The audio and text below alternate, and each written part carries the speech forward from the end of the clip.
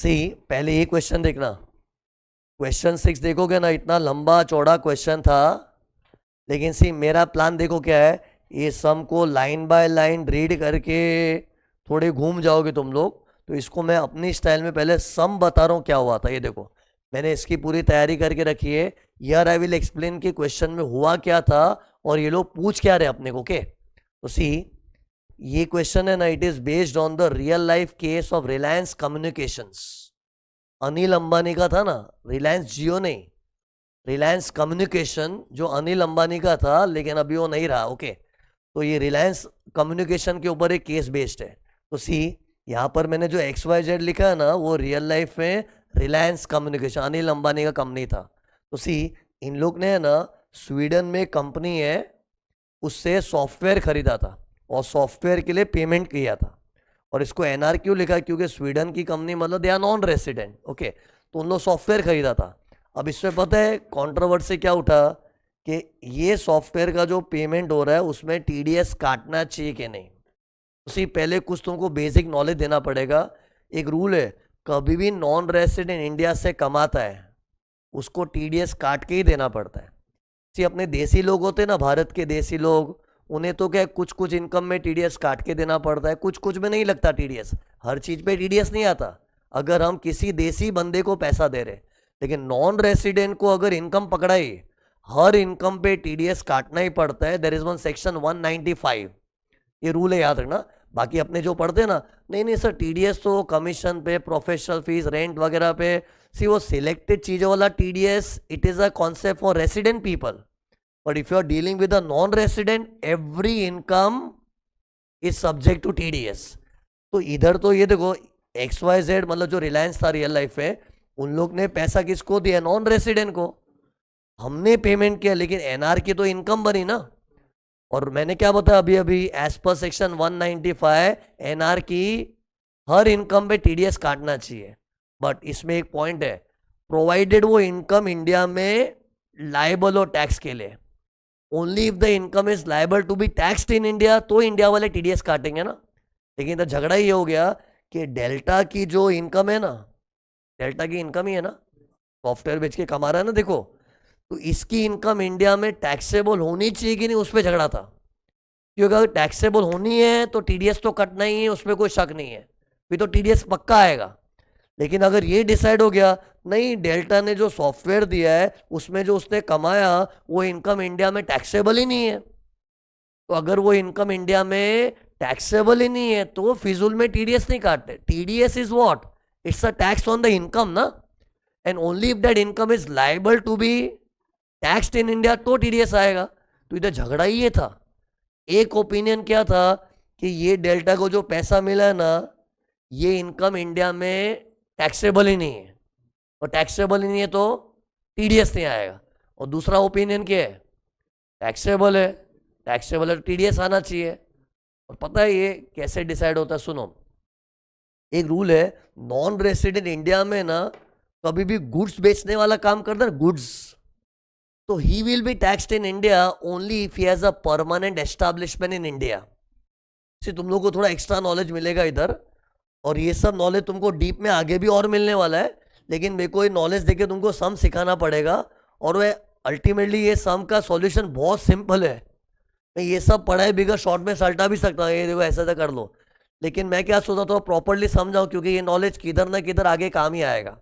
उसी ये कंट्रोवर्सी था ना कि डेल्टा की इनकम इंडिया में टैक्सेबल है कि नहीं, तो उसके लिए एक रूल है, कभी भी नॉन रेसे इंडिया में गुड्स बेचता है, he will be taxed in India only if he has a permanent establishment in India। क्या रूल है, only if he has a permanent establishment India. तो पता है अनिल अंबानी की कंपनी ने क्या बोला, यार ये स्वीडन वाली कंपनी का इंडिया में कोई परमानेंट एस्टैब्लिशमेंट नहीं है। You know what is a permanent establishment, a fixed place of business. It can be a branch, office, दुकान, कुछ भी हो सकता है, फैक्ट्री मान लो, कोई ऐसी फिक्स्ड जगह होनी चाहिए तो ही उसको इंडिया वाले टैक्सेंगे। ओके ये रूल है, पहले तुम लोग तो रूल का नॉलेज रखो। और उसी रूल के बेसिस पे एसएससी ने झगड़ा चालू कर दिया कि भाई डेल्टा का तो इंडिया में कोई परमानेंट एस्टैब्लिशमेंट ही नहीं है, उनका कोई फिजिकल प्लेस ऑफ बिजनेस ही नहीं है, ना उनकी कोई ब्रांच है, ना ऑफिस है, कुछ है ही नहीं। हाँ, अगर ऐसा हो ना कि नॉन रेसिडेंट इंडिया में अड्डा जमा के बैठ जावे तो उसको इंडिया में टैक्स ना पड़ेगा। अड्डा जमा के बैठ जावे मतलब इंग्लिश में they have a permanent establishment. Having a permanent establishment मतलब इन लोग इंडिया में अड्डा जमा के बैठ गए, वो इंडिया वाले छोड़ेंगे नहीं, टैक्स मारेंगे। तो इधर रिलायंस वाले, ये रिलायंस वाले इन लोगों ने क्या बोला, भाई हमारी वो जो स्वीडन की कंपनी है उन लोग का इंडिया में कोई प्लेस ऑफ बिजनेस है ही नहीं, तो उन लोग को इंडिया में टैक्स ना सही नहीं है। लेकिन पता इधर आर्ग्यूमेंट क्या हो रहा, ये जो रूल है ना, परमानेंट एस्टैब्लिशमेंट होगा तो इंडिया में ले उसको टैक्स मारेंगे, it is only for sale of goods वाला रेवेन्यू और प्रोविजन ऑफ सर्विसेज का रेवेन्यू। मीन्स अगर कोई गुड्स बेच के सर्विसेज प्रोवाइड करके कमा रहा है ना, तो ही ये रूल लागू होता है जो अभी मैंने बताया ना वो। लेकिन इधर एओ ने क्या बोला, ये सेल ऑफ गुड्स रेवेन्यू नहीं है, ये सॉफ्टवेयर है और उसके जरिए रॉयल्टी कमाया है।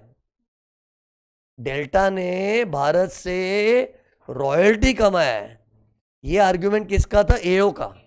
और पता है रॉयल्टी जैसी इनकम हो, इंटरेस्ट जैसी इनकम हो, डिविडेंड जैसी इनकम हो, उसमें हम लोग ये नहीं चेक करते कि उन लोग का इंडिया में परमानेंट एस्टैब्लिशमेंट है कि नहीं।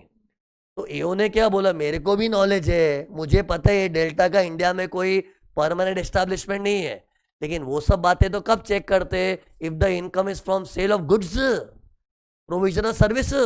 But this is neither sale of goods nor provision service, it's a royalty income. और रॉयल्टी इनकम इसी, ये सब एक्चुअली तुम लोग बोले हमको कैसे मालूम पड़ेगा, सेक्शन 9 करके एक चीज है अपने सिलेबस में, मैं विस्तार में पढ़ाने वाला हूं। अभी क्या हल्का हल्का नॉलेज दे रहा हूँ, डरो मत, हम लोग को पहले से तो मालूम ही नहीं था। ये सेक्शन 9 में तुमको फॉर्मली पढ़ाने में आएगा। ये जो मैं प्रोविजन अभी बोल रहा हूँ क्या है, सेक्शन 9। तो सी सुनो, इधर रूल है, लुक, दो तरह की इनकम होती है, PGBP income, other income. PGBP क्या होता है, बिजनेस इनकम। तो अगर पीजीबीपी इनकम है ना, तो वी चेक इंडिया में परमानेंट एस्टैब्लिशमेंट है तो ही इंडिया वाले टैक्स देंगे। लेकिन अगर अदर इनकम से लाइक इंटरेस्ट, रॉयल्टी, डिविडेंड, तो इंडिया में उनको सीधा टैक्स लगेगा, चाहे उनका इंडिया में परमानेंट एस्टैब्लिशमेंट हो कि ना हो। तो इधर यही बहस हुई थी। एसएससी का क्या कहना था, अरे एक तरह से सॉफ्टवेयर बेचा मतलब गुड्स ही बेचा ना, और गुड्स बेचते तो इंडिया में परमानेंट एस्टैब्लिशमेंट हो तो ही टैक्स आता है। लेकिन इन लोग का तो परमानेंट एस्टैब्लिशमेंट इंडिया में है ही नहीं। तो ये देखो, ये एसएससी का स्टैंड ये था, देखो ना इधर, SSC said this transaction is pure sale of goods. SSC है ना, ये सॉफ्टवेयर को गुड्स की तरह मान रहा था, जैसे कोई घड़ी बेचता है, मोबाइल बेचता है, कपड़े बेचता है, सॉफ्टवेयर बेचा, कोई सामान बेचा है। तो एसएससी का मेंटालिटी क्या था, this software is just like a goods, and sale of goods में क्या है, the income will not be taxed in India because Delta, वो स्वीडन की company, they do not have P in India. और जब tax ही नहीं आएगा तो ये रिलायंस वाले थे, रिलायंस, वो लोग क्या, हम टीडीएस क्यों काटे, हम क्यों काटे टीडीएस, जब ये इनकम इंडिया में टैक्सेबल ही नहीं है तो टीडीएस आना नहीं चाहिए। ये एसएससी का स्टैंड था। लेकिन स्क्रूटिनी में सामने यो बैठता है ना, तो यो ने क्या बोला, दोस्त तेरी बुद्धि थोड़ी खराब हो गई है, ये सेल ऑफ गुड्स नहीं है, ये क्या है देख। अभी एओ का दिमाग चला, एओ बोला भाई तू सॉफ्टवेयर को साधारण गुड्स मत समझ, घड़ी, कपड़े, ऐसे मोबाइल वोबाइल बेच दिया है, ये सॉफ्टवेयर है, software is involving some intellectual rights, properties. Software कैसे बनता है, बुद्धि से, दिमाग से, उसके अंदर कोडिंग वोडिंग करके थोड़ा इंटेलेक्चुअल चीज है ना। और अपने इंटेलिजेंस का किसी से पैसा मांगते तो रॉयल्टी होता है। ये एओ का कहना था, अरे रॉयल्टी का मतलब यही है, आज अगर मैंने कोई अपने इंटेलिजेंस से, कुछ क्रिएटिविटी से, कुछ दिमागी रचना रची है, तो मेरे इंटेलिजेंस का पैसा इस रॉयल्टी। तो ये एओ का स्टैंड था कि भाई सॉफ्टवेयर है ना, ऐसे कोई मशीन में गुड्स की तरह नहीं बनता है, इट इन्वॉल्व्स इंटेलिजेंस, और इंटेलिजेंस किसी का यूज करते हैं, उसके पेमेंट करते हैं, तो इट इज अ रॉयल्टी। तो ये एओ का स्टैंड था। और रॉयल्टी इनकम में ना, सेक्शन 9 जो है ना लॉ में, वो ऐसा नहीं बोलता कि इंडिया में पीई होगा तो ही टैक्स देंगे, पीवी होए, सॉरी पीई होए कि ना होए, उसको इंडिया वाले टैक्स मारेंगे। ओके, ये कंडीशन है ना, जो पी होगा तो इंडिया में टैक्स लगेगा, it is only for sale of goods और provisional service revenue. But AO बोल रहे हो I am not calling this a sale of goods और provision service, it's a royalty transaction. And royalty interest dividend transaction में we don't check what P है कि नहीं, तो वो तो टैक्स आना चाहिए, ये एओ का कहना था। और टैक्स आना चाहिए तो टीडीएस भी काटना चाहिए। और ये XYZ कौन था, रिलायंस वाले, तुमने टीडीएस नहीं काटा तो उसका जीना आराम कर दिया। ये झगड़ा हुआ था, ये देखो। तो according to AO the income is taxable even if the NR has no P in India and it is subject to TDS. TDS आना चाहिए, ये झगड़ा चल रहा था। तो पहले झगड़ा समझा क्या है, तो सी इसमें राइट कौन है रॉन्ग कौन है बाद में बताऊंगा मैं तुमको।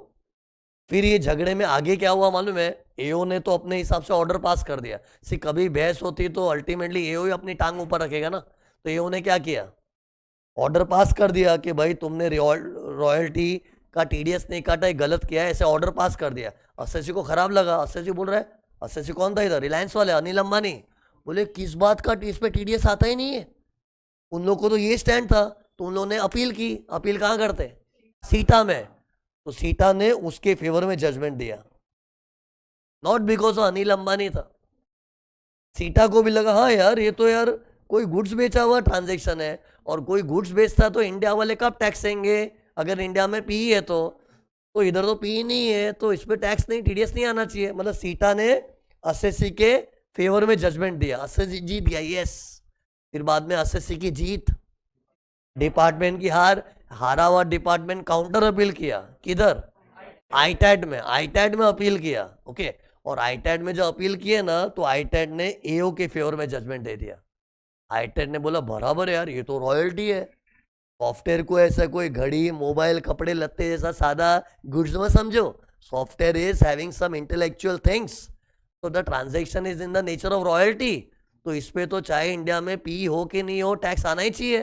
तो ये आईटैट ने ओपिनियन दिया, ये देखो इधर क्या लिखा है, आईटैट ने किसको फेवर किया, एओ को। तो एसएससी को भी खराब लगा, पागल होगी क्या आईटैट। तो एसएससी ने आईटैट को बोला जरा इसको रिकंसिडर करो, आपसे कुछ सिली मिस्टेक होगी लग रहा है, ये गलत है, आपने सोच सब बुद्धि नहीं है आप में यार, मैं रिलायंस हूं, अनिल अंबानी, मजाक कर रहे तो। बट इन शॉर्ट एसएससी ने आईटैट को बोला थोड़ा इसको रिकंसिडर करो, क्योंकि आईटैट ने जजमेंट देके एसएससी को हरा दिया ना। तो फिर आईटैट को उसने अप्लाई किया, और साइड बाय साइड इन लोग ने क्या हाई कोर्ट में भी अपील कर दी। आईटैट को रेक्टिफिकेशन के लिए अप्लाई किया, और हाई कोर्ट में इसलिए अपील की क्योंकि आईटैट ने अपने को रुला दिया।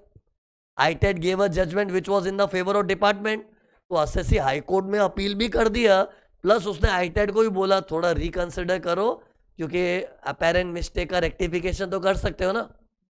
एसएससी ने बोला अपेरेंट मिस्टेक, और आईटैट ने बोला ठीक है चलो हम रिकंसिडर करते हैं। और रिकंसिडर करने के चक्कर में ना उन्होंने केस को पूरा रीयर कर दिया, पूरी सुनवाई वापस की, उन लोगों ने जजमेंट ही बदल दिया अपना। क्या जजमेंट बदला, जो इन लोग एओ के फेवर में थे ना, एसएससी के फेवर में चले गए। दल बदलू, दल बदलू मतलब उसने पार्टी बदल दी। पहले एओ के फेवर में जजमेंट दिया, रॉयल्टी है बराबर है, लेकिन एसएससी ने अप्लाई किया, जरा देखो ना ध्यान से देखो ना, तो देखो के चक्कर में उन्होंने वापस हियरिंग किया, ये किया, पूरा जजमेंट ही बदल दिया, और एसएससी के फेवर में जजमेंट दे दिया।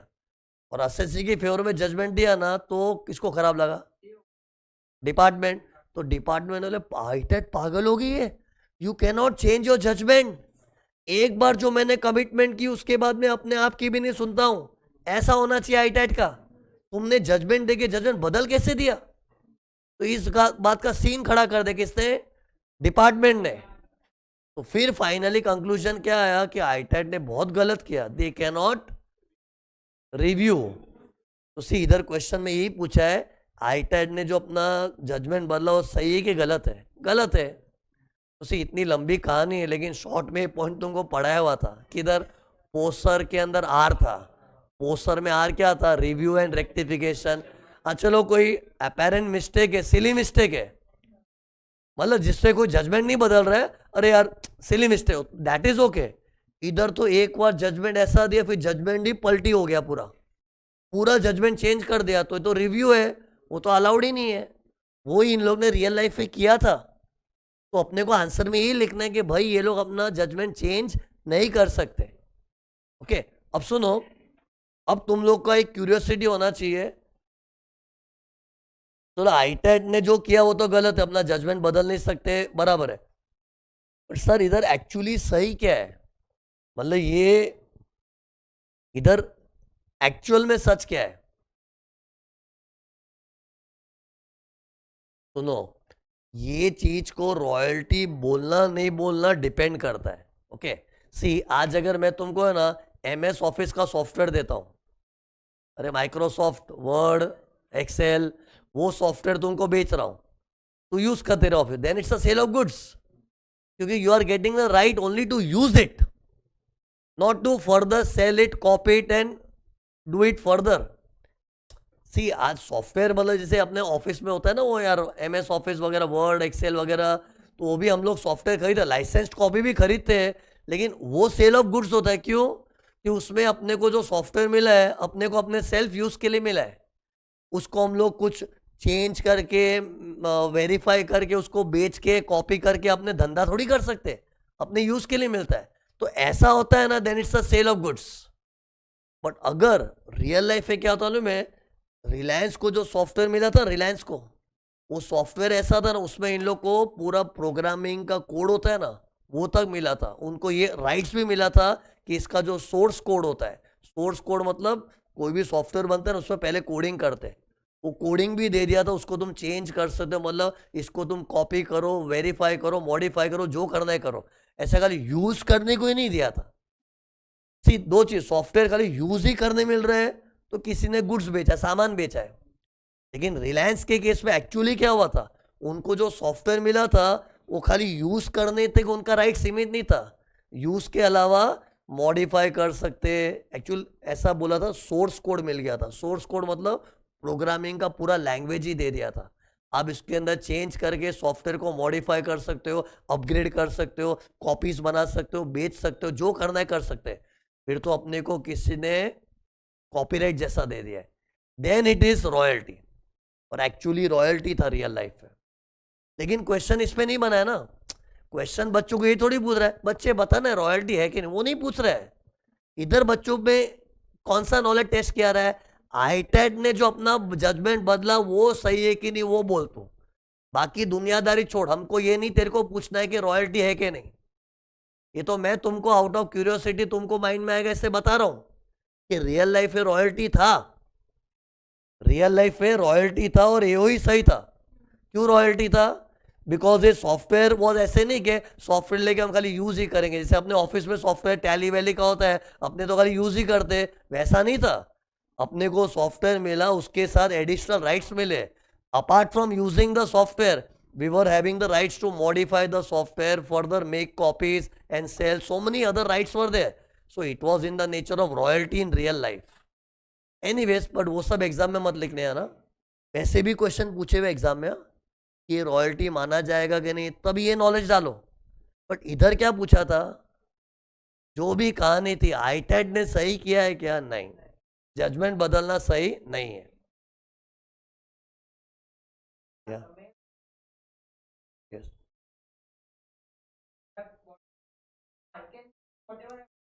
चीटिंग है ना, सुनो इधर लुक, अभी देखो मेरे नोट्स का एग्जांपल देता हूँ, मैं इतनी मेहनत से नोट्स बना रहा हूँ, ओके, और मैं अपनी नोट्स बना के जो मेरी बुक बनती है, सुनो, नोट्स मेरी मेहनत है, रात रात भर जाग जाग के कर दो, बहुत एक्चुअली मेहनत लगती है, तो उधर मेरा इंटेलिजेंस इन्वॉल्व है, क्रिएटिविटी है। अब मैं अपनी बुक तुम लोग को बेच दूं, तो वो रॉयल्टी ने गुड्स बेचा है। क्यों? क्योंकि तुम बुक यूज करो, पढ़ो पढ़ो, बस बुक यूज करने का पावर है तुमको, use it for your exam.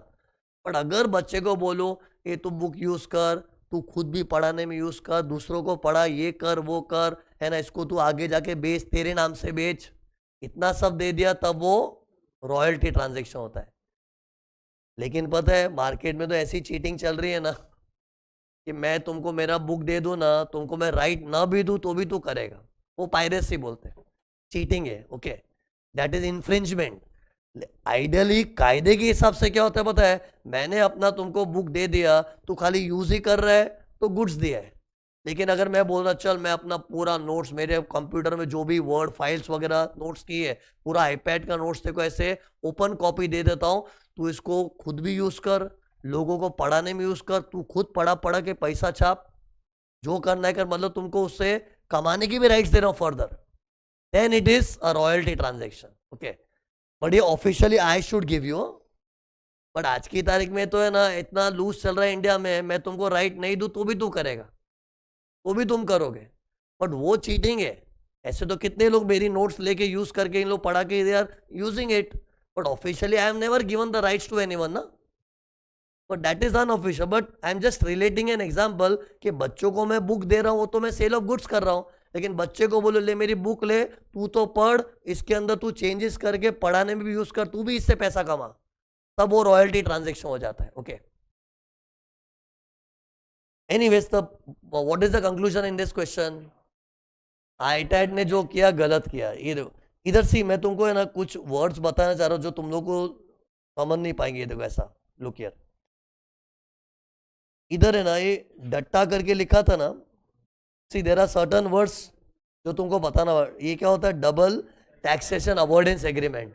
सी, ये दो कंट्रीज के बीच में एग्रीमेंट बनता है, वो एग्रीमेंट में भी इन लोग लिखते हैं कि भारत वाला स्वीडन वासी को तभी टैक्सेगा जब स्वीडन वाले लोगों का भारत में पीई हो.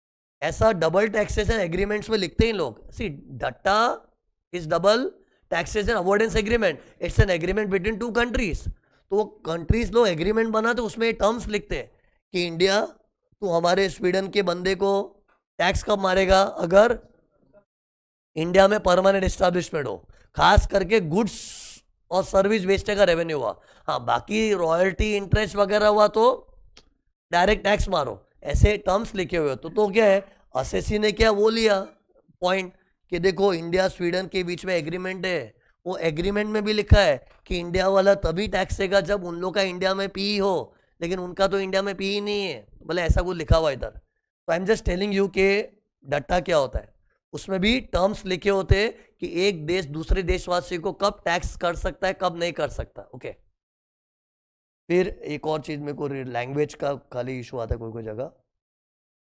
ये 10% क्यों लिखा है मालूम है? 10% रॉयल्टी इनकम पे टीडीएस ही है, लेकिन वो पहले था, आज की तारीख में अभी 20% हो गया. ये जो रॉयल्टी वॉयल्टी जैसी चीज होती है ना, फॉरेन वाले इंडिया से रॉयल्टी कमाते, उसमें पहले टैक्स ही 10% लगता था, टीडीएस भी 10% था. अभी वो फिलहाल 20 हो गया है. लेकिन डरो मत, ये सब तुम लोगों को कब पढ़ाने में आएगा? एक एनआर टैक्सेशन करके अलग चैप्टर है. तुमको अभी लगेगा कि ये सब मुझे पता नहीं, you are not even expected to know. This is early, थोड़ा मैं अर्ली स्टेज पे बता रहा हूँ. आई एम जस्ट सेइंग कि 10% जैसा वो रिलायंस का जब केस हुआ अनिल अंबानी का, उस वक्त रॉयल्टी पे 10% टैक्स ही था. तो एओ ने बोला भाई 10% देखो टीडीएस काटना था, ऐसा एओ ने बोला. एओ का तो वही स्टैंड था ना पहले. फिर बाद में देखो क्या लिखा था, हाँ ये वर्ड बताना था. देखो सी, मैं कुछ कुछ वर्ड्स बता रहा हूँ जिसके शायद तुम लोग मीनिंग नहीं समझे होंगे. इधर क्या लिखा था? Tribunal appealed. अपेल्ड का मतलब सपोर्टेड. सी, स्टार्टिंग में आईटैट ने क्या किया था? ओरिजिनली आईटैट क्या किया था? एओ के फेवर में गया था ना, वो बाद में उसने दल बदल ली, दल बदलो बोला था ना, लेकिन पहले तो उसने एओ के फेवर में था. और एओ का फेवर करना मतलब आईटैट अपहेल्ड, सपोर्ट किया. ये अपहेल्ड करना मतलब सपोर्ट. ये कहीं लिख के रख देना चाहिए तुम लोग को ये. तो ये अपहेल्ड, ये अब पढ़ो देखो, tribunal upheld the order pass by AO, मतलब एओ ने जो किया उसको फेवर किया, उसको सपोर्ट किया. ओके, फिर और कौन सा वर्ड था? नहीं, हाँ ये मिसलेनियस एप्लीकेशन. सी, हम लोग आईटैट में रेक्टिफिकेशन के लिए रिक्वेस्ट करते हैं ना, अरे था ना पोस्टर है, आईटैट रिव्यू नहीं कर सकते, रेक्टिफिकेशन तो कर सकता है, लेकिन रेक्टिफिकेशन तो कब कोई सिली मिस्टेक हो तो ना, तो रेक्टिफिकेशन एप्लीकेशन जब करते हैं ना रियल लाइफ में, उसको मिसलेनियस एप्लीकेशन बोलते हैं. मतलब ये वर्ड है ना, एम आई इंग्लिश में डाल दिया वैसा नहीं है, ये ऑफिशियल टर्म है. whenever they write miscellaneous application it means rectification application.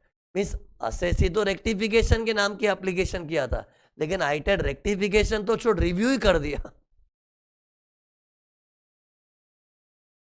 ये देखो लिखा है ना, दे रीहर्ड द एंटायर अपील. रीहर्ड मतलब पूरा केस वापस खोल के री हियरिंग की. ओके, एंड रिकॉल्ड, यही आईटैट से बड़ा पाप हुआ था. रीहियर करना, रिकॉल करना, रिव्यू करना, सब एक ही वर्ड है, रट लो ना please. To rear, to recall, to review, all are same. मतलब क्या है, जजमेंट बदला, तो वो गलत था। इधर रिट पेटिशन जैसा भी लिखा था, इसके बारे में नॉलेज दूंगा क्या होता है। सी मैंने ना मेन में ऐसे वर्ड बताए जो मुझे पता है बच्चा शायद वो समझ ना पाएगा, वो वर्डिंग्स भी तो समझना चाहिए। पेपर में अपने को वर्ड ही नहीं समझा तो क्या आंसर डिलीवर करेंगे। ओके, तो ये क्वेश्चन था। फिर अगला होमवर्क क्या था, क्वेश्चन नंबर 9।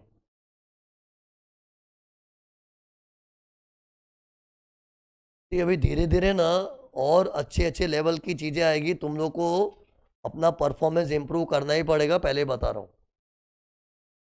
कौन सा परफॉर्मेंस, हर लेक्चर आने का, होमवर्क करने का, रिवाइज करने का। ये देखो क्वेश्चन 9 सुनो, ये पूरे पैराग्राफ की कहानी मैं अपनी ड्राइंग के थ्रू पेश कर रहा हूं। ये देखो क्वेश्चन 9 में क्या था, एक असेसी था, बहुत दुखी था, इतना दुखी था कि उसको दुख सहन नहीं हुआ तो उससे अपील किया। किसको किया होगा, सीता को, और सीता में भी हार गया। ये देखो वापस सैड है, और सीता में हारते तो आगे कहाँ जाते, आईटैट। ये ऐसे ही मैंने साइड में टाइम लिमिट लिखा, सीता में अपील करने का टाइम क्या है, 30 दिन, आईटैट में 2 महीना। पता है कि नहीं ये सब यार। फिर आईटैट में भी हारा, असेसी हार ही रहा लगातार। ओके, तो आईटैट में जब वो हारा ना, तो आईटैट को उसने बोला, सर आपने जजमेंट तो दिया, मुझे बहुत ही बकवास लगा, जरा इसको रेक्टिफाई करो ना, मे भी आपसे कुछ सिली मिस्टेक हो गई है। उसे रेक्टिफिकेशन एप्लीकेशन किया। ये देखो वापस आईटेट के पास गए, देख रहे यूटर्न मार के गया।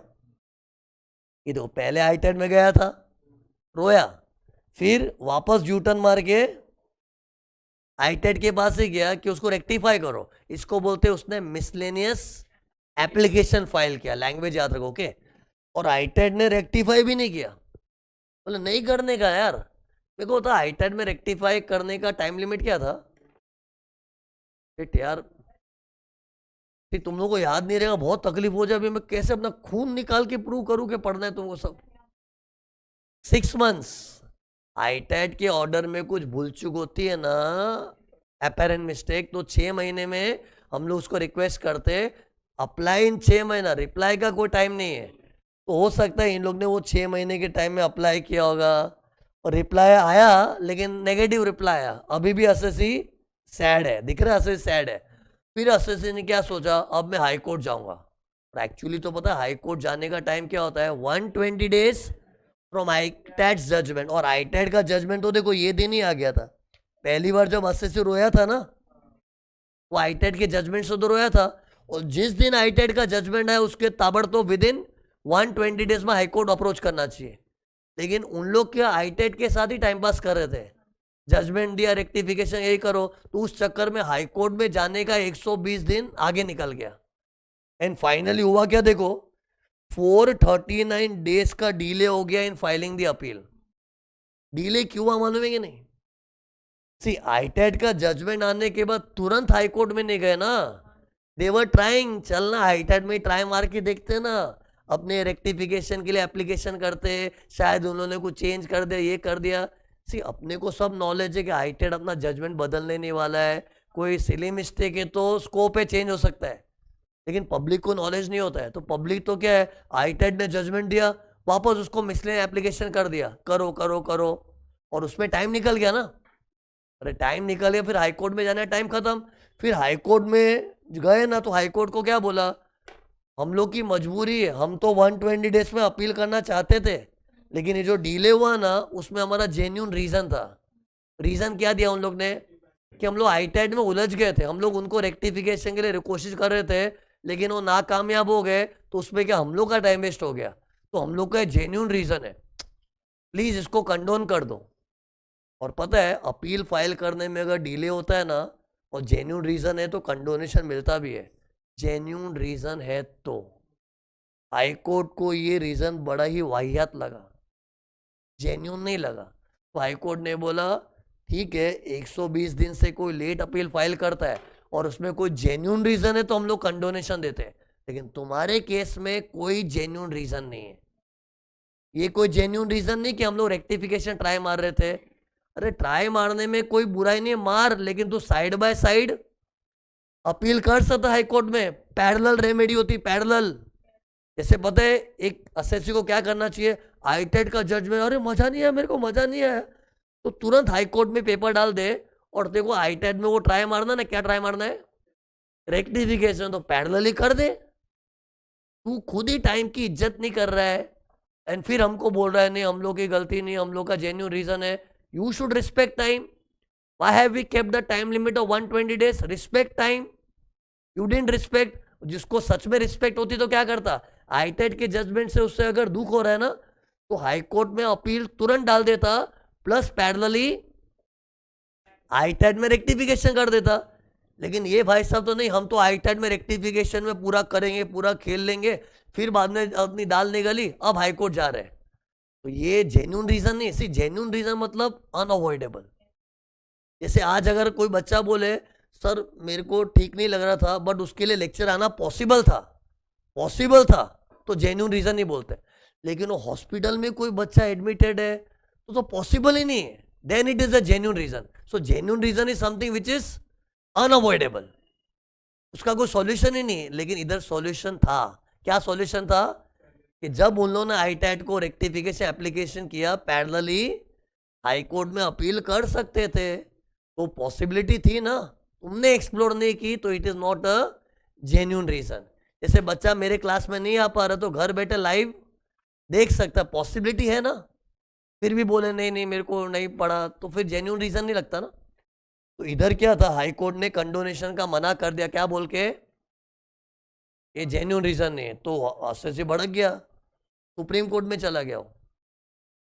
सुप्रीम कोर्ट को बोला भाई ये क्या है, मेरा कंडोनेशन रिजेक्ट क्यों किया? तो सुप्रीम कोर्ट ने बोला पागल हो तुम लोग, ऐसे थोड़ी कंडोनेशन मिलता है।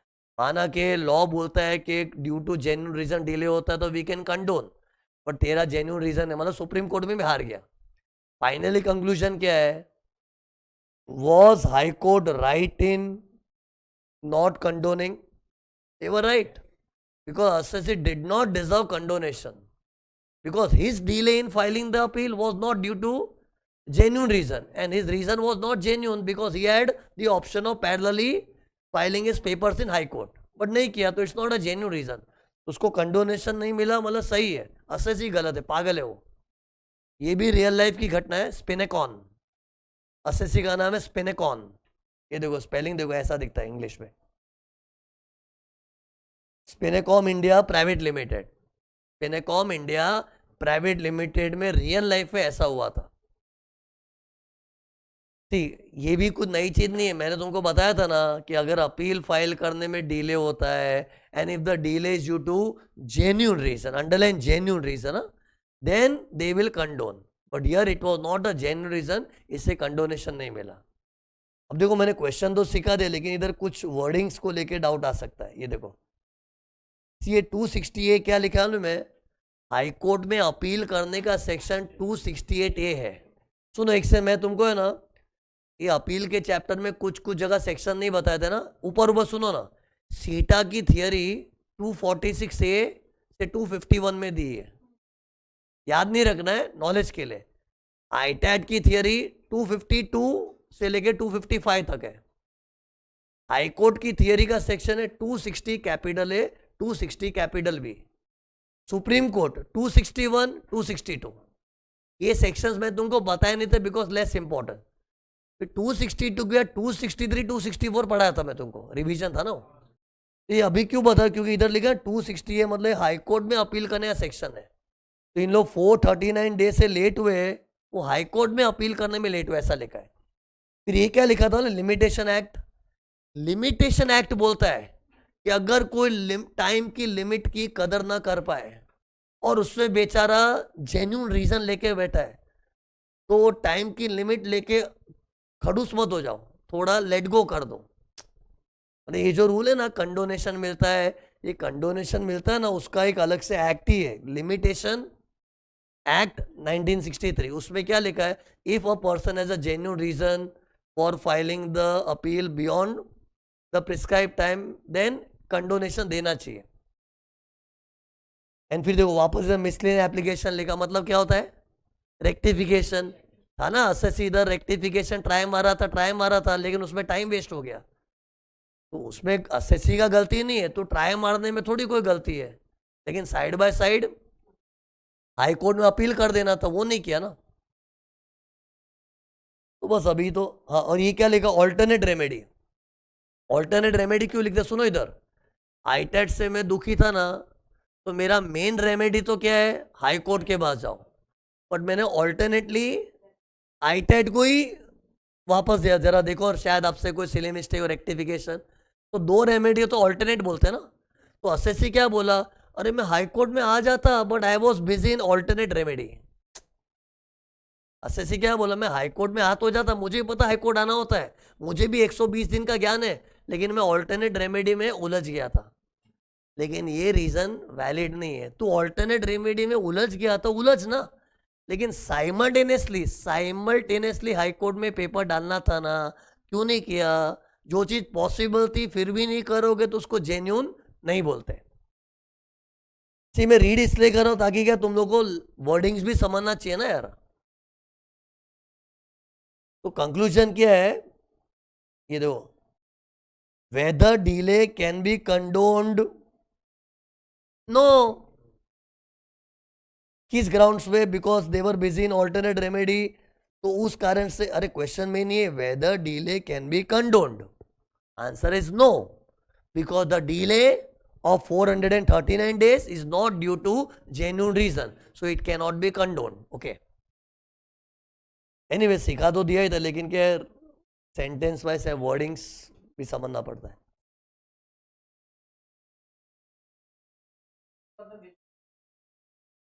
नहीं, हाई कोर्ट का ही डिस्क्रिप्शन है।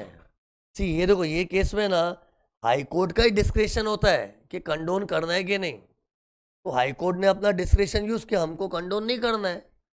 लेकिन पता है, हाई कोर्ट की कंप्लेन सुप्रीम कोर्ट में डाला कि कंडोनेशन क्यों नहीं दे रहे हो, कंडोनेशन क्यों नहीं दे रहा है, देना चाहिए ना। ये कंप्लेन ठोकी हमने सुप्रीम कोर्ट में, तो सुप्रीम कोर्ट बोला बराबर है, क्यों देगा। माना कि हाई कोर्ट वो डिस्क्रिप्शन है, but only if there is a genuine reason. तो सुप्रीम कोर्ट ने भी हाई कोर्ट को सपोर्ट किया। और जैसे हाई कोर्ट की कंप्लेन करने सुप्रीम कोर्ट में गया ना, सिंपल कंप्लेन किया कि हमको कंडोनेशन क्यों नहीं दिया।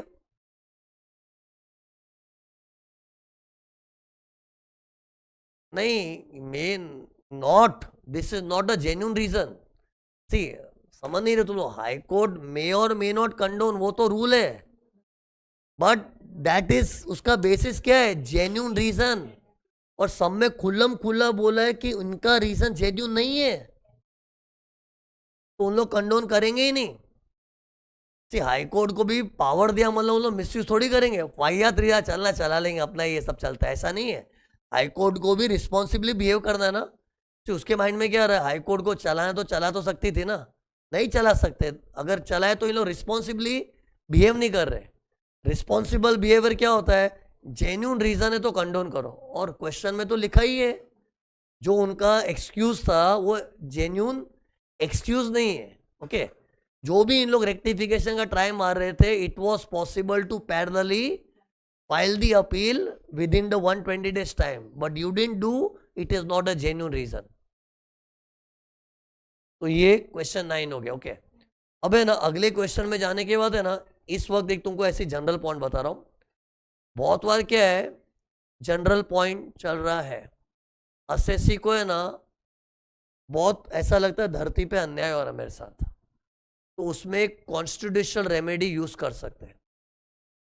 कॉन्स्टिट्यूशनल रेमेडी करके तुमको नॉलेज देना चाह रहा हूं। वेन एवर एसएससी फीस मेरे साथ नाइंसाफी हो रही है, भारत की धरती पे रहता हूं, भारतीय नागरिक हूं, तो मेरे साथ इंसाफ होना चाहिए। And when ever you feel कोई भी लॉ वाले लोग तुमसे इंजस्टिस कर रहे हैं, तो you can complain to high court और सुप्रीम कोर्ट।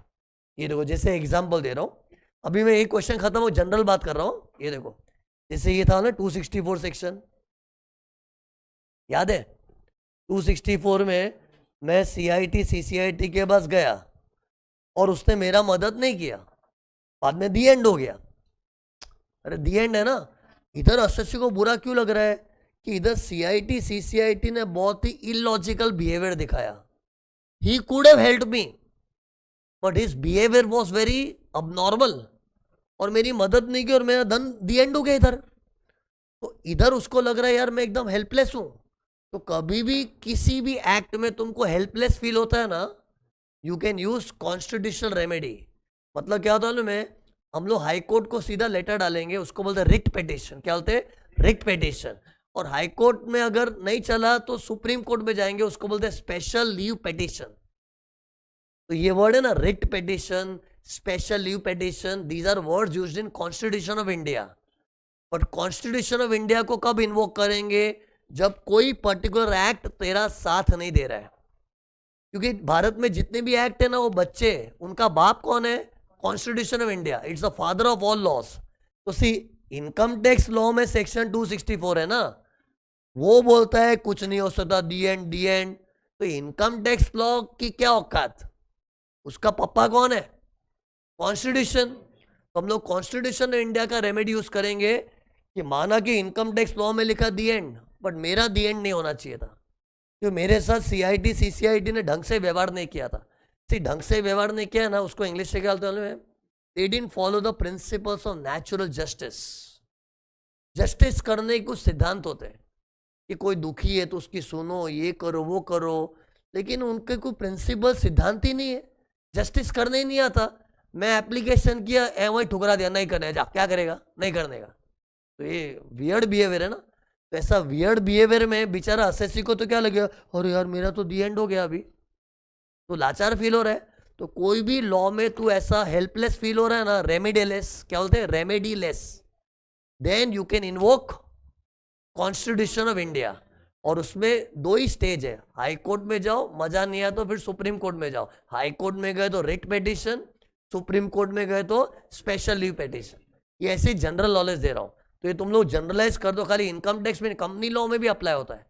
इंडिया में जितने भी एक्ट है ना, उसमें तुमको हेल्पलेस, रेमेडीलेस फील हो रहा है ना, you can invoke constitutional remedy. Okay,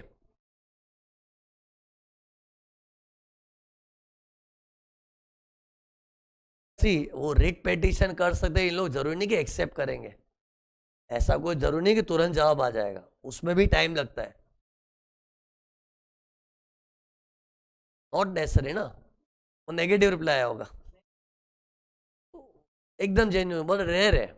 बाकी सी अपने ये जो rate petition, special leave petition करेंगे, उसका रिप्लाई कब आएगा इसका कोई रूल नहीं है। कभी कभी बहुत टाइम लगता है, कभी फटाफट भी आता है। ओके, एनीवेज, मैंने ये एग्जांपल के लिए जरिए सीखा, लेकिन तुम लोग ये मत सोच समझो कि 264 के लिए सर ने कुछ खास बताया। This was just an example. Okay, तो ये जनरल चीज मुझे बतानी थी, बता दी। फिर देखो एक और क्वेश्चन है, क्वेश्चन नंबर 13।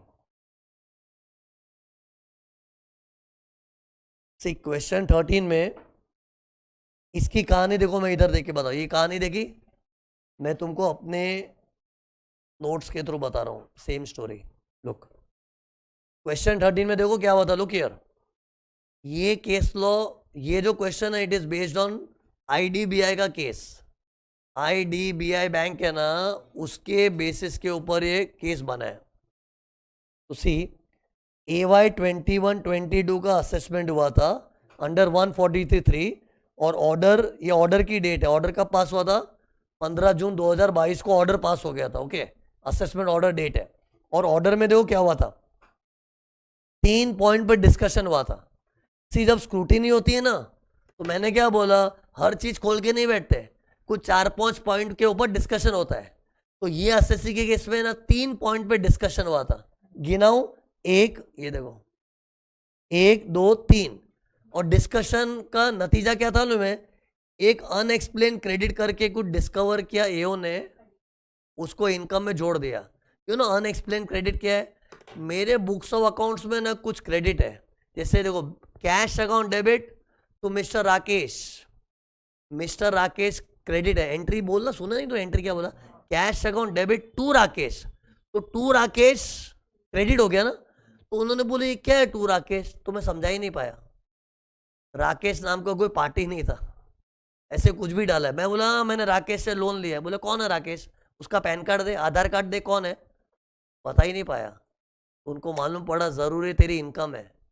कितने लोग क्या करते, इनकम को लाइबिलिटी की तरह पेश करते, हमने तो लोन लिया उससे, एक्चुअली उसको इनकम मिली थी, लेकिन इनकम नहीं बतानी तो उसने क्या बताया, हमने राकेश से लोन लिया है, दे देंगे वापस। Loan is not an income, सबको पता है, लेकिन ये झूठा है। इस स्कूटीनी में इन्होंने बोला कैश अकाउंट डेबिट मतलब पैसा तो आया है। अब तू राकेश, तू बोल रहा है कि मैंने राकेश से लोन लिया है, झूठे। कौन है राकेश? उसकी मैं आइडेंटिटी ही प्रूव नहीं कर पाया, तो इसको बोलते अनएक्सप्लेन्ड क्रेडिट। उसको इनकम मान लिया कि तू भले बोलते रहे मैंने राकेश से लोन लिया, लेकिन तू झूठा है कि ये तेरी इनकम है, इसको टैक्स मारेंगे। तो ऐसा करके ऐड कर दिया। ओके, फिर 3 मैटर पे चर्चा हुई थी ना, ये मैटर में तो एसएससी के बैंड बज गए। दूसरे में क्या था, 2 एक्सपेंडिचर के ऊपर डिस्कशन हुआ था, लेकिन ये उन्हें अलाउ कर दिया। डिस्कशन क्या हुआ होगा कि नेट प्रॉफिट में लेस हो, तो एसएससी तो लेस करके लाया था, लेकिन वो चलाना है कि नहीं, तो ये उन्हें चला लिया। ठीक है, चल मेरे को तो डाउट हुआ था, लेकिन expenditure P I will allow, Q R भी उसने अलाउ कर दिया और ऑर्डर पास कर दिया। फिर थोड़े टाइम के बाद 147 में केस रीओपन हुआ। हो सकता है कंट्रोलर एंड ऑडिटर जनरल ने गवर्नमेंट का ऑडिट किया, एंड गवर्नमेंट ऑडिट में मालूम पड़ा कि ये असेसमेंट कुछ ढंग से नहीं हुआ था। ढंग से क्या नहीं हुआ था, एक्सपेंडिचर पी को अंधाधुन अलाउ कर दिया है। It was not properly done. तो पता है मैंने रफ सीएस के अंदर बताया था कि अगर ऑडिट ऑब्जेक्शन आता है, सी इस समय ऐसा लिखा नहीं, I am just explaining you to feel कि हो सकता है ऐसा कोई ऑडिट ऑब्जेक्शन आया होगा, उसमें बोला कि असेसमेंट ढंग से नहीं हुआ, खास करके एक्सपेंडिचर पी को ऐसे अंधाधुन अलाउ कर दिया गया, इट्स रॉन्ग, तो इसको रीओपन किया जाए। तो ये उन्हें रीओपन किया, और रीओपन करके क्या कर दिया, देखो जो चीज अलाउ हुई थी उसको डिसअलाउ कर दिया। तो ये कर दिया, और ये ऑर्डर कब पास हुआ, 9 दिसंबर 23 को पास हुआ था। और ये 147 मतलब किसने किया था, एओ ने किया था। ये हो गया। फिर थोड़े टाइम के बाद सीआईटी सीसीआईटी राउंड पे निकलते ना, राउंड पे निकलते मतलब कौन सा थियरी 263, तो राउंड पे निकला तो उसने ऐसे रैंडमली ये चीज चेक की, तो सीआईटी सीसीआईटी ने बोला यार तूने क्या अलाउ किया था, चल ठीक है ये तो बाद में डिसअलाउ हो गया, ठीक है चलेगा, लेकिन तूने एक्सपेंडिचर आर को कैसे अलाउ किया।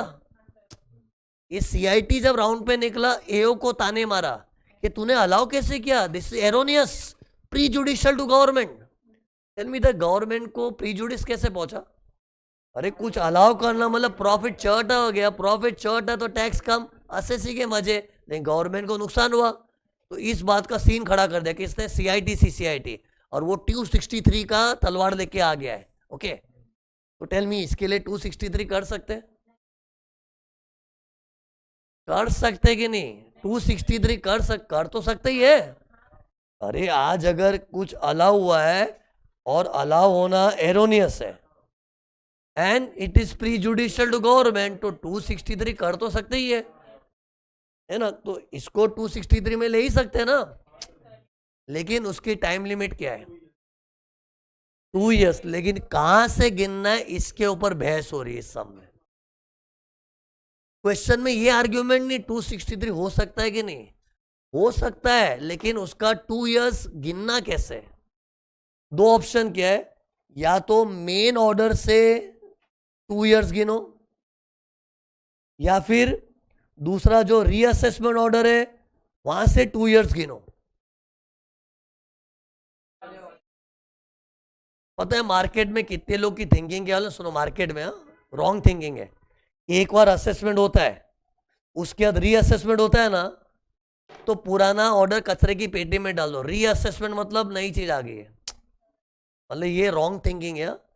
स्टूडेंट को भी बहुत बार लगता है हाँ एक बार मेरा रीअसेसमेंट हुआ ना, तो रीअसेसमेंट मतलब पहले का जो जूना ऑर्डर है उसको फाड़ के फेंक दो, नया वाला लेके चलो। ऐसा नहीं है, रीअसेसमेंट भी होता है ना, तो पुराने ऑर्डर की आज भी अहमियत है, संभाल के रख उसको अपनी फाइल में, और रीअसेसमेंट ऑर्डर भी संभाल के रख। तो रीअसेसमेंट कोई पॉइंट को लेके हुआ है, और मेन ऑर्डर में तो बहुत लंबा चौड़ा ऑर्डर होता है ना, तो रीअसेसमेंट हुआ मतलब उसका मतलब नहीं कि ओरिजिनल ऑर्डर को स्क्रैप कर दो, उसकी भी इज्जत है। और कितने लोग ये बोलते हैं कि एक बार ऑर्डर रीअसेस हुआ है तो 2 इयर्स का टाइम यहां से गिनना चाहिए, क्योंकि ओरिजिनल ऑर्डर तो जूना हो गया ना, और हम नई चीज से गिनेंगे 147 से। टेल मी ये सब मैं रॉन्ग चीजें बता रहा हूं, एक्चुअली क्या होना चाहिए बताओ। डिपेंड्स, करेक्ट, डिपेंड्स अपॉन किस एरर को हम 263 में रिवाइज कर रहे हैं। अगर वो एरर मेन ऑर्डर में तो वहां से गिनेंगे, और जिस एरर को सीआईटी सीसीआईटी राउंड पे निकला उठा है रिवाइज करना चाह रहा है वो 147 ऑर्डर में, तो वहां से 2 इयर्स गिनेंगे। इस क्वेश्चन में क्या था ना, ये देखो लुक, इस क्वेश्चन में error was found in expenditure are which is the matter of 147 order के ओरिजिनल ऑर्डर। ओरिजिनल ऑर्डर तो मैटर को देखना पड़ता है, जिस मैटर को रिवाइज करना वो मैटर कहां पर था। तो सी इधर ये जो मैटर है वो ओरिजिनल ऑर्डर का मैटर था, तो फिर वो 2 इयर्स की गिनती कहां से होगी, ओरिजिनल ऑर्डर से।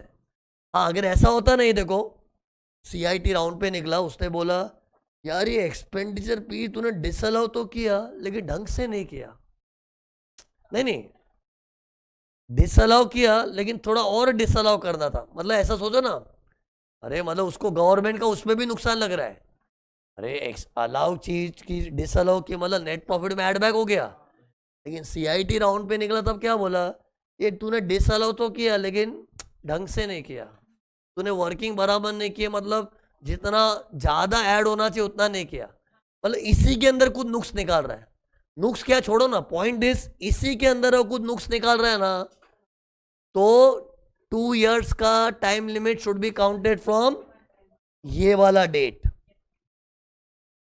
बट इस सब में ऐसा नहीं था, इस सब में तो क्या था, सीआईटी सीसीआईटी राउंड पे निकला ना, he was wanting to revise the error in expenditure are जो ओरिजिनल ऑर्डर का मैटर था। कंक्लूजन क्या देखो ना, 2 इयर्स की गिनती मेन ऑर्डर से भी हो सकती है, रीअसेसमेंट ऑर्डर से भी हो सकती है, इट डिपेंड्स अपॉन मामला क्या है। जिस चीज को सुधारना है वो मामला ओरिजिनल ऑर्डर का है तो वहां से गिनेंगे। लेकिन 147 ऑर्डर के अंदर कुछ ऐसा मैटर था, उसी को रिवाइज करना है तो वहां से गिनेंगे। ओके तो टेल मी इधर 2 इयर्स कैसे गिनूं फिर, ये देखो ओरिजिनल ऑर्डर, क्योंकि अपना ये matter was a matter of original order, और यहां से गिनो इधर एंड ऑफ द ईयर से गिनो क्या आ रहा है, ये देखो 31 मार्च 25 आता है। ओके 31 मार्च 25, मतलब ये देखो कैसे गिना मैंने, इस साल का एंड क्या होता है पहले बताओ, 31 मार्च 23 होता है, एंड ऑफ द ईयर है ना, तो 15 जून 22 मतलब end of the year 31 March 23 plus 2 साल जोड़ोगे तो 31 मार्च 25 आ गया। तो मतलब लेटेस्ट 31 मार्च 25 तक होना चाहिए, लेकिन हुआ क्या था में 17 अगस्त को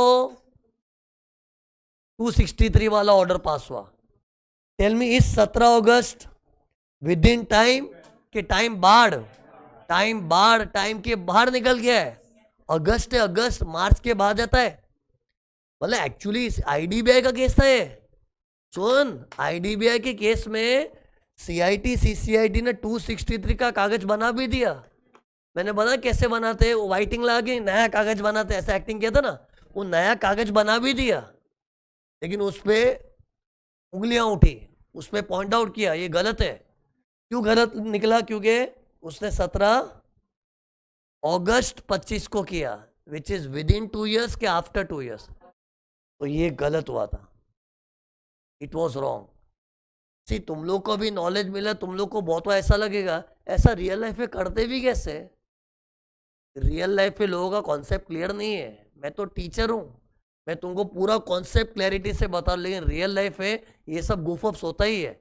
सीआईटी लोग कर देते, सोचना आईडीबीआई के केस में सीआईटी सीसीआईटी ऐसा किया, जबकि उन लोग को तो नॉलेज होना चाहिए, लेकिन सीआईटी सीसीआईटी भी क्या है, इन लोग क्या है, इतने कोई ज़्यादा लर्नेड एक्सपीरियंस होता है, लेकिन उन लोग से भी ऐसी मिस्टेक्स होती है।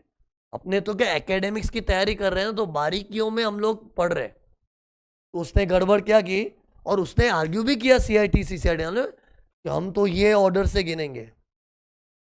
टेल मी इधर से 2 साल गिनते तो, अरे ये डेट को 147 को बेच देता तो 9 दिसंबर 23 तो एंड ऑफ द ईयर 31 मार्च 24, 2 साल 31 बाद 26 तक जाता तो भरपूर टाइम था, और वही गाना गा रहा था CIT CCIT कि हम तो यहां से गिनेंगे। अरे क्यों यहां से गिनेंगे? तेरा मैटर आर है, और आर वाला मैटर 147 में था ही नहीं, तो यहां से गिनेगा ना, और यहां से गिनेगा तो 31 में 25 को खत्म हो जाता सब, और तू तो 17 अगस्त को जागा है, तो गलत किया तूने। ये ना, सुनो, ये केस लो क्या बताया था, IDBI। सेम घटना ICICI बैंक में भी हुई थी, सेम घटना एक और कंपनी है, देखो, लाख केमिकल्स।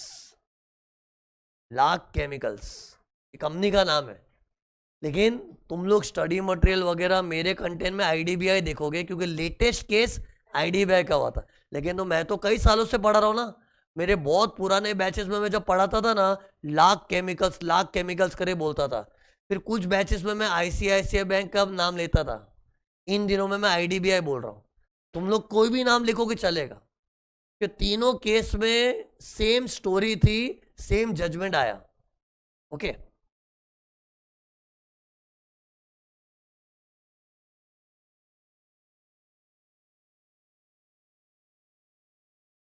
इसको कैसे मतलब? अभी डिसल हो गया ना, तो किया ही ना, कर सकते हैं ना। टेल मी, ये 147 में डिसअलाउ किया, ऐसे नहीं किया होगा, रफ CS में से कोई इंफॉर्मेशन आई होगी।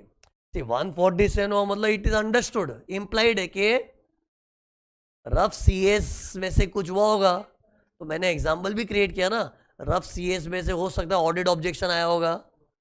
एक्चुअली क्या है छोड़ो ना, बट ऐसा मैं इमेजिन कर रहा हूँ, but some information should have been definitely there, तभी तो 147 हुआ। और 147 को क्वेश्चन भी नहीं कर रहा है कि सही था गलत था, हुआ था, चलना, तेरे को क्या करना, हुआ था। तू इस पे ध्यान दे कि 263 सही वक्त पे हुआ है कि गलत हुआ है। वो गलत हुआ है, क्योंकि 263 में हम एक्सपेंडिचर आर को छेड़ना चाह रहे हैं, जो मेन ऑर्डर का पॉइंट था, तो वहां से गिनोगे तो 31 बाद 25 है, और उसके बाद हो रहा है तो टाइम बार हो गया। ओके, सी ये 263 का भी एक्शन कुछ एरर होगा, इसलिए हुआ होगा। मेरे को बताओ, 147 करना है तो what should be the reason? Rough CS में से कुछ इंफॉर्मेशन मिली एस्केपमेंट की, है ना। अब सुनना, 263 करने वाले ने क्या सोचा होगा, ICC में से कुछ हुआ है। क्या होता है ICC? मेरा कीवर्ड याद है, मेरे एओ ने इंक्वायरी नहीं किया, CBDT के खिलाफ गया, high court, jurisdiction high court या सुप्रीम कोर्ट के खिलाफ गया, ICC था ना। अरे इससे तेरे शार्प हो रहा है माइंड। 263 इन्वोक करना है मतलब there should be some ICC, जिसके बेस पे बोलो भाई एरर हुआ है, गवर्नमेंट का नुकसान हुआ है। और 147 जब होता है मतलब रफ CS में से कुछ तो हुआ है।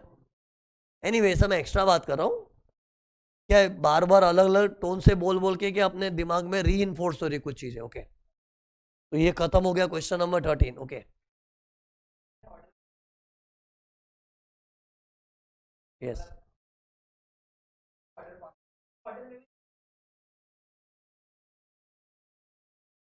इसमें फ्लो है।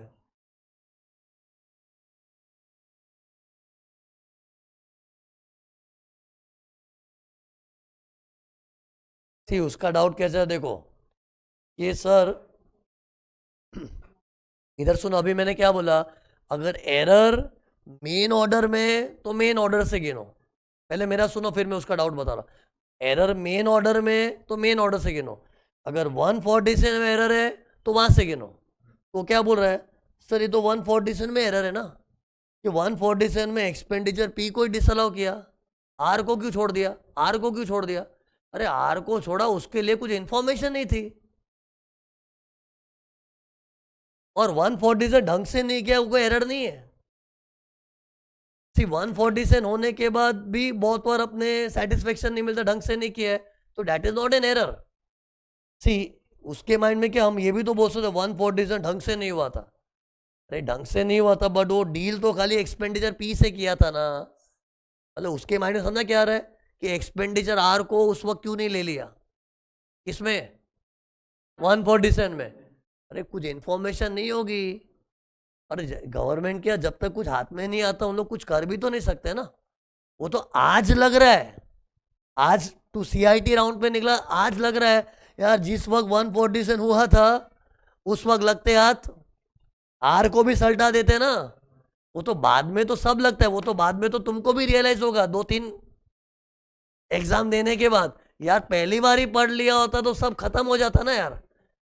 ऐसे बोलना में बहुत चीप लग रहा है थोड़ा, I know you will pass in first attempt, but कहने का मतलब बाद में तो सब मालूम ही पड़ता है ना यार। तो सी ये कोई बात नहीं है यार, एक्सपेंडिचर आर जब डिसअलाउ होना ही है तो पहले ही हो जाता 147 में, नहीं हुआ तो 147 में गड़बड़ हुई है तो 147 को बेच देंगे, ऐसा नहीं है।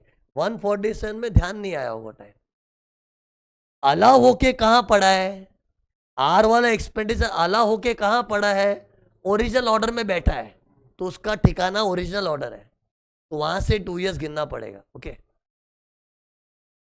तो दिस वाज क्वेश्चन नंबर 13। तो इसके साथ ही अपना क्या अपील्स का चैप्टर टोटली दी एंड हो चुका है,